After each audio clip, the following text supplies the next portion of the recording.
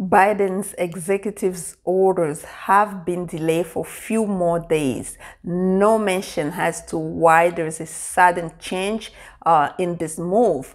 We don't know why, but what I can tell you is that we know that on February 1st or 2nd, Biden will be signing more immigration executive orders.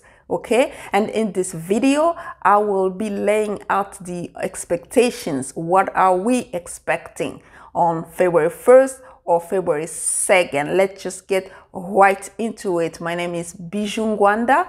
I'm an immigration lawyer in the DC metropolitan area. If you're new to my channel, you know what you should do. Go ahead and subscribe, hit that notification bell so you don't miss any of my videos. And if you enjoy those type of content, just give me likes. Come on, it's 2020-21. You should be positive, okay?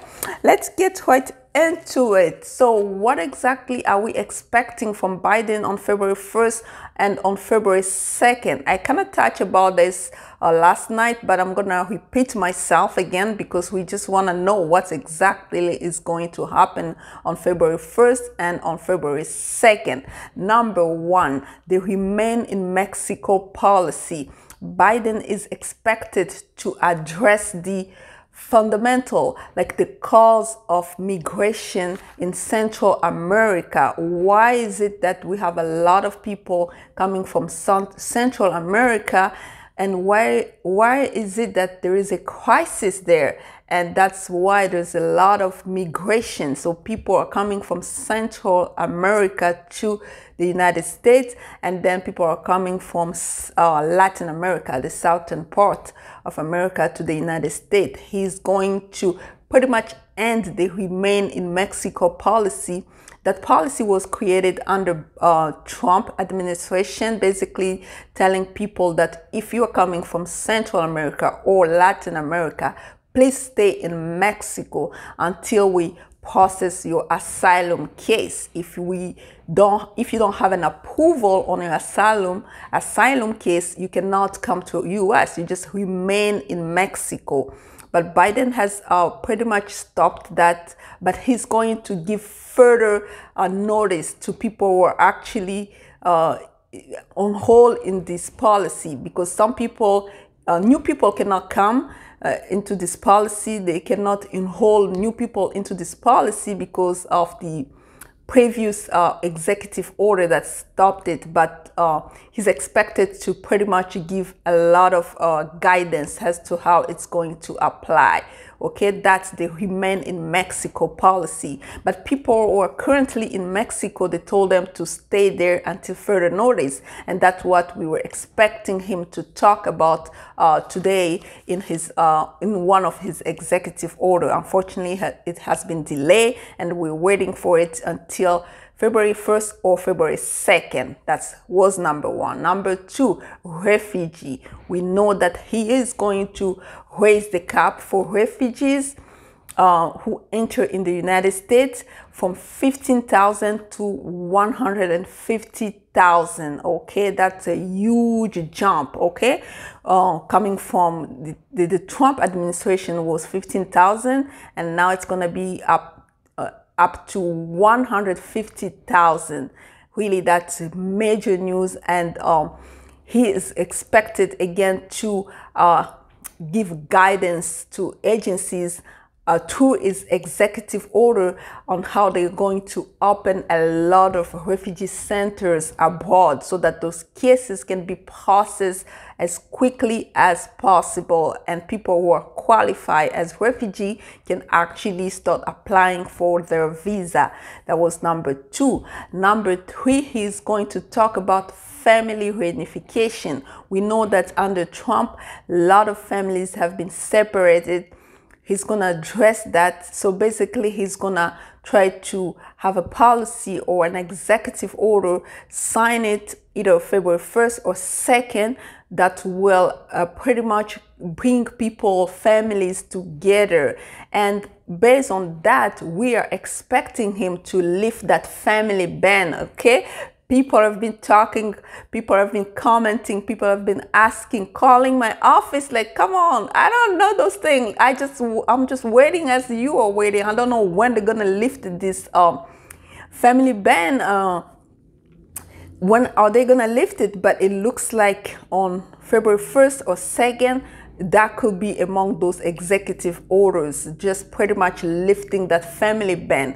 And when we talk about lifting family ban, we're talking about the entire system. Even when you apply, let's say you apply for DV lottery, and remember that lottery DV is gonna expire in on March 31st, 2021. So we want to make sure that this ban is lifted, so that people who won the lottery rightfully can apply and get here in the US, and people who already have their visas on their passport can actually enter the US once this ban has been lifted. That's what we're expecting. Okay, number 4, we're expecting a revision.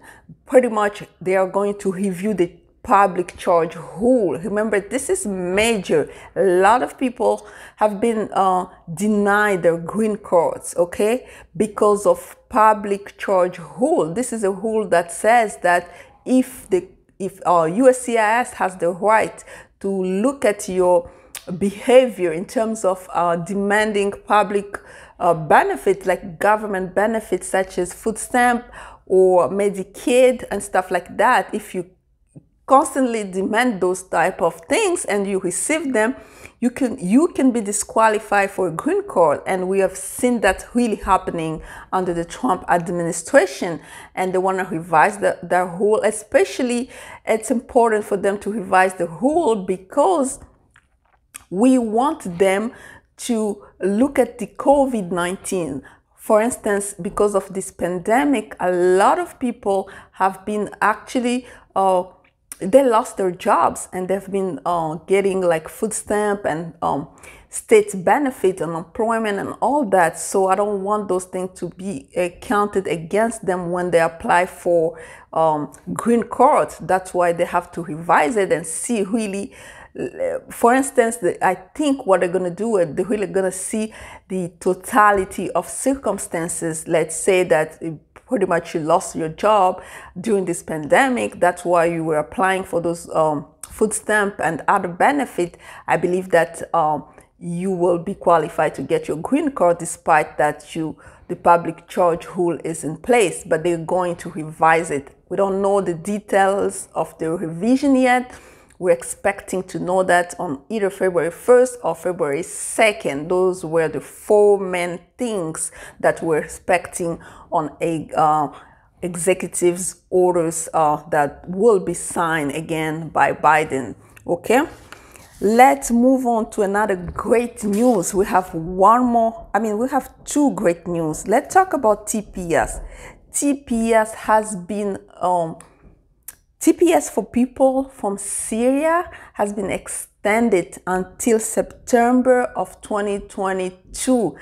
Remember, TPS for people from Syria was expected to expire on March 31st, 2021. But the Biden administration, or Biden, let's just say Biden, has signed an executive order extending their TPS status until September 2022, which is 18 months, and this is really good, and it's going to benefit at least 6,700 eligible Syrian nationals, and actually approximately 800 additional individuals to file initial application to obtain such status. Okay, TPS people from Syria, if you want to file your new application, please call my office, 202-946-2922. Remember, the TPS for Syria has been extended. The expiration date has been extended until September 2022. That's a great news. And the last news we have USCIS extending flexibility for responding to agency requests. Let's say you have a request for evidence letter, you have a notice of intent to deny, notices of intent to revoke, notices of intent to rescind, notices of intent to terminate regional centers, and other notices. You can reply later than expected. It says at least they will consider your response up to 60 calendar days from the issuance of a decision. When the decision was made, you have an additional 60 days. And in some cases, even they will consider receiving your response within 60 calendar days after the response due date set in the request or notice before taking any actions. Basically, they're giving a lot of time for you to respond to this, to those notices. But remember, if you can respond to it in time, just go ahead. It's best practice to just respond in time.